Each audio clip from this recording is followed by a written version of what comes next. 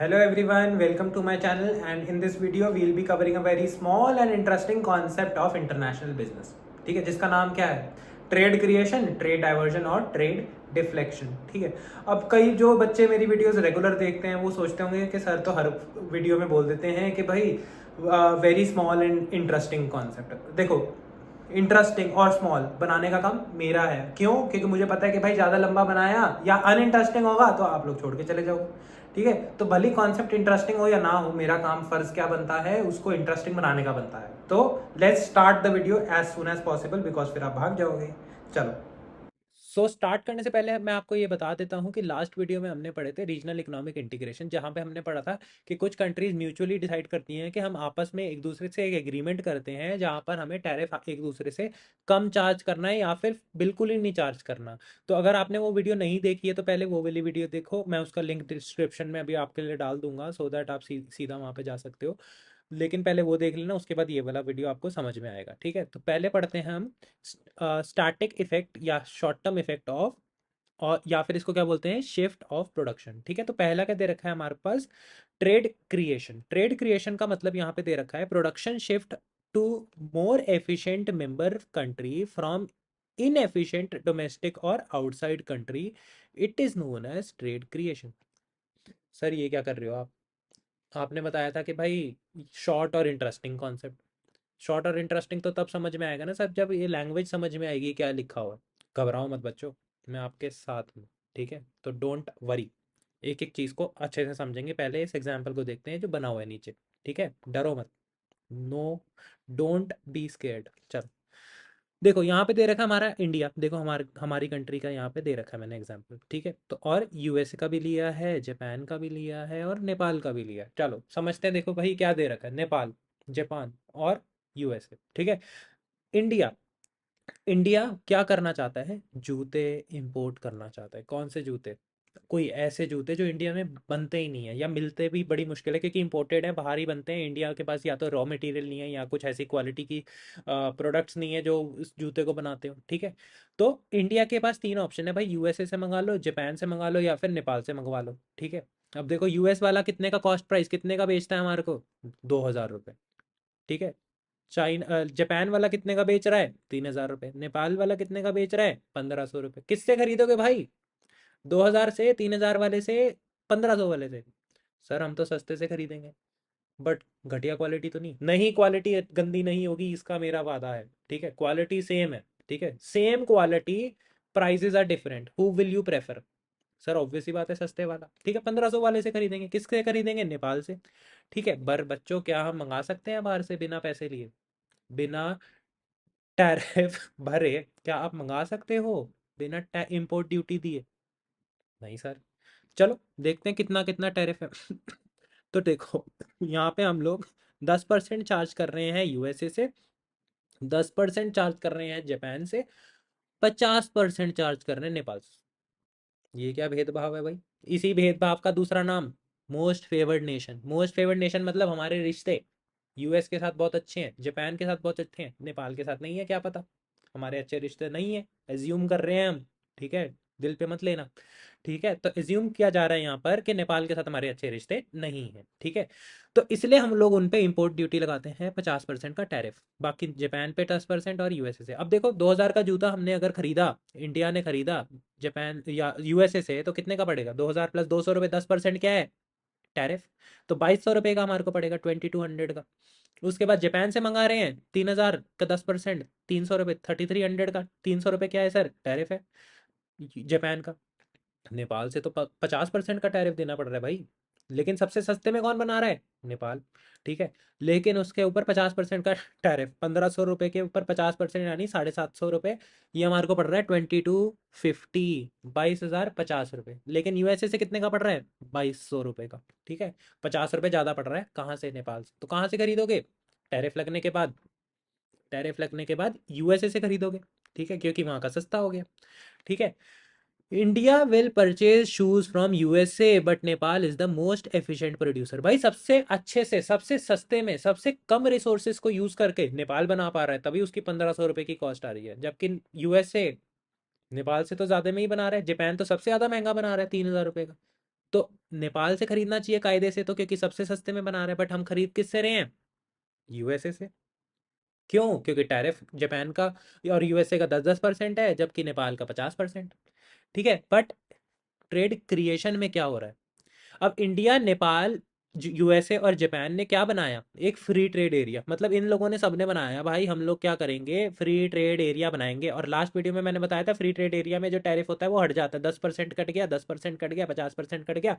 अब हमारे को कितने का पड़ेगा? जितने का बेच रहे हैं। तो यानी यूएस का 2000 का मिल रहा है अब हमारे को, जापान का 3000 का मिल रहा है, नेपाल का 1500 का। किसका खरीदेंगे भाई? ऑब्वियस सी बात है सर, 1500 वाला खरीदेंगे ना, सस्ते वाला, क्योंकि टैरिफ हट गया, 0% हो गया, टैक्स देना नहीं है, कुछ भरना नहीं है।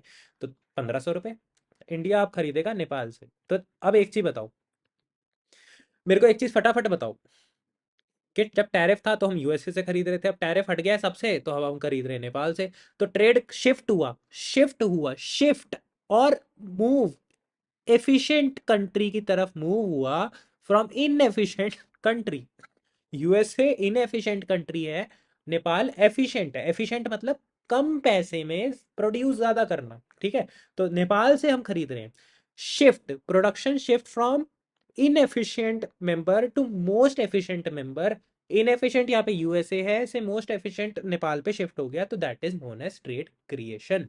अब इसको पढ़ो, production shift from more efficient country, sorry, to to more efficient country from inefficient domestic और outside countries, known as trade creation. समझ में आ गया होगा आई होप। ठीक है, पढ़ लेते हैं इसको। Trade creation, it is increased trade that occurs between member countries of trade bloc following the formation or of the trade bloc। भाई ट्रेड ब्लॉक बनने की वजह से लेस एफिशिएंट प्रोड्यूसर से मोर एफिशिएंट प्रोड्यूसर की तरफ जब ट्रेड शिफ्ट हुआ, तो that is known as trade creation. This comes about removing of all the trade barriers, allows greater specialization according to comparative advantage। This means that price can fall and trade can thus expand। ठीक है, trade creation, trade diversion. ठीक है, देखो positive impact मैंने ऊपर वाले में लिखवाया था, ये देखो पॉजिटिव इंपैक्ट। पॉजिटिव का मतलब ये है कि भाई फायदा हो रहा है, हम कम खर्चे में मोर एफिशिएंट की तरफ हम बढ़ रहे हैं लेस एफिशिएंट से, तो इसका मतलब है पॉजिटिव इफेक्ट। ठीक है, कम रिसोर्सेज कंज्यूम करके हम ज्यादा प्रोड्यूस कर पा रहे हैं, हम उस कंट्री से मंगा रहे हैं जो कम खर्चे में ज्यादा बना पा रहा है, रादर देन ज्यादा खर्चे में, जैसे यूएस बना रहा था, कम बना रहा था ज्यादा खर्चे में। ठीक है, चलो ट्रेड डाइवर्जन। डाइवर्जन का मतलब यहाँ पर क्या होता है? देखो पिछले केस में हमने बनाया था ट्रेड क्रिएशन, जहां पर प्रोडक्शन ज्यादा हो रही थी कम खर्चे में, तो हम उससे खरीद रहे थे। ट्रेड डाइवर्जन में क्या हो रहा है? अब देखो इसमें, देखो इंडिया, यूएस, जापान और नेपाल। ठीक है, इंडिया अगेन यूएस बना रहा है 2000 रुपये का, जापान बना रहा था 3000 का, और नेपाल हमारे को पता ही है सबसे सस्ते में 1500 का बना रहा था। लेकिन इसमें क्या हो रहा है, सबसे हम लोग कॉमन इंपोर्ट ड्यूटी चार्ज कर रहे हैं 50-50-50%। ठीक है, तो अब 2000 का हो गया हमारा 3000 का, 1000 रुपये का ड्यूटी, 3000 का हो गया 1500 प्लस ये हो गया 4500, और ये नेपाल वाला हो गया 1500, 70-50, तो 750 आपका 50% ऑफ 1500, तो नेपाल। अब मेरे को फटाफट बताओ कि भाई अब हमारे को किससे खरीदना चाहिए? ठीक है, अब हमारे को खरीदना चाहिए ऑब्वियसली नेपाल से भाई, सस्ते में बना रहा है, एफिशिएंट भी है, अच्छी बात है। बट अब क्या हो रहा है यहाँ पे, India imports from Nepal which is most efficient member. But यहाँ पर again India US Japan creates, India US Japan creates, Nepal का नाम नहीं है। बच्चों सुन लो ध्यान से, नेपाल का नाम नहीं लिखा है। तो यहाँ पर इंडिया, यूएसए और जापान ने क्या बना लिया भैया? एक बना लिया है फ्री ट्रेड एरिया, FTA। अब यहाँ पे यूएसए से हमारे को कितने का पड़ रहा है? 2000 का। जापान से कितने का पड़ रहा है? 3000 का। नेपाल से भाई टैक्स लगेगा, फ्री ट्रेड एरिया का मेंबर ही नहीं है, तो इसके वजह से हमारे को टैक्स देना पड़ेगा, तो हमारे को 2250 रुपये का। भाई यूएस में 2000 का और नेपाल का 2250, किसका खरीदे? ऑब्वियस ही बात है सर, क्या बात कर रहे हो आप, 2000 का खरीदेंगे ना हम। टैक्स वैक्स क्यों दें हम, इंपोर्ट ड्यूटी या टैरिफ क्यों लगाएं हम नेपाल से? हमारा फ्री ट्रेड एरिया का मेंबर ही नहीं है, बोला था बन जा, बन ही नहीं रहा था, तो बढ़िया है फिर। ठीक है, अब देखो ट्रेड शिफ्ट हो रहा है, मोर एफिशिएंट प्रोड्यूसर नेपाल था से लेस एफिशिएंट प्रोड्यूसर, जो कि कौन है? यूएसए। ट्रेड शिफ्ट हो रहा है, उल्टा हो रहा है, मोर एफिशिएंट से लेस एफिशिएंट की तरफ जब बढ़ता है उसको बोलते हैं trade diversion. Let's read. It refers to decrease in trade following the formation of trade block. ठीक है, decrease in trade following the formation of trade bloc as trade with lower cost or non-trade bloc member is replaced with trade with relatively high cost trade bloc member. Low cost member कौन था? नेपाल से shift होके high cost member जो कि USA ज्यादा खर्चे में बना रहा है उसकी तरफ बढ़ रहा है। क्यों? क्योंकि Nepal is no longer a member of free trade area because वो पार्टी नहीं है उसका और यूएसए है, तो इसमें हमारे को यूएसए को जीरो टैरिफ देना है, जबकि नेपाल से हमारे को टैरिफ चार्ज करना है 50%। ठीक है, तो this is the concept of trade diversion. ठीक है, इस ये वाले को पढ़ लेना आप लोग। ठीक है, ट्रेड डिफ्लेक्शन में आते हैं फटाफट। ठीक है, इसको भी अगेन एग्जाम्पल के थ्रू समझेंगे। इसको पहले फटाफट एग्जाम्पल पे आते हैं। टू बेनिफिट फ्रॉम, ठीक है, इसमें देखो क्या दे रखा है। Italy and France are a part of regional trade agreement namely European Union but Turkey is not. कौन कौन रीजनल इकोनॉमिक इंटीग्रेशन या रीजनल ट्रेड एग्रीमेंट के पार्ट है? इटली और फ्रांस दो कंट्रीज रीजनल इकोनॉमिक इंटीग्रेशन का मेंबर है, लेकिन यूरोपियन यूनियन में टर्की इज नॉट, टर्की नहीं है। If Turkish car manufacturer company XYZ is able to move its production in Italy and export to France then XYZ has participated in trade deflection. देखो ध्यान से सुनेंगे मेरी बात को, ध्यान से सुनेंगे। देखो यहाँ पे दे रखा है हमारा कौन सी कंट्री? इटली। यहाँ पे हमने ले लिया फ्रांस। ठीक है, और यहाँ पे हमने तीसरी कंट्री ले ली टर्की। ठीक है, इटली और फ्रांस के बीच में एग्रीमेंट है भाई, हम लोग एक दूसरे से टैरिफ या तो कम चार्ज करेंगे या बिल्कुल नहीं करेंगे। ठीक है, अब वो किस टाइप का है वो आपको वीडियो देखनी पड़ेगी, मैंने आपको बताई थी, वो बाद में देख लेना।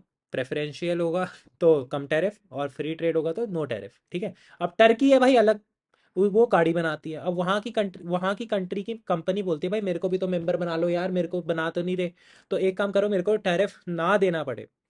इनके बीच में लेट्स सपोज 0% है औ- और इनके बीच में आपस में लेट्स सपोज 20% है, दोनों कंट्रीज के साथ। टर्की का 20%, 20% इटली के साथ भी, 20% फ्रांस के साथ भी। यानी कि अगर वो गाड़ी बेचती है इटली में या फिर फ्रांस में तो आपको 20% उस पर देना पड़ेगा टैरिफ। बट इटली कह रही है भाई, सॉरी टर्की कह रही है मेरे को नहीं देना इसको, I don't want to give. तो उस केस में उनको क्या करना पड़ेगा? टर्की ने क्या करी चालाकी, भाई उसने बोला यार इटली या फ्रांस में से किसी एक में ना फैक्ट्री बना लेते हैं, अपनी फैक्ट्री सेटअप कर लेते हैं। लेट्स सपोज इटली में मैं क्या कर रहा हूँ, प्रोडक्शन फैसिलिटीज, फैक्ट्री सेटअप कर ली। ठीक है, प्रोडक्शन फैसिलिटीज सेटअप कर ली इटली में, तो इनडायरेक्टली, इनडायरेक्टली क्या चालाकी करी, अब वो फ्रांस में बेच सकती है अपनी गाड़ी 0% टैरिफ में। समझ में आया चालाकी? तो this is known as trade deflection. I hope ये कॉन्सेप्ट आपको क्लियर हो गया होगा and we'll meet in the next video. Thank you so much guys for watching and please like and subscribe if you like the video. Thank you so much.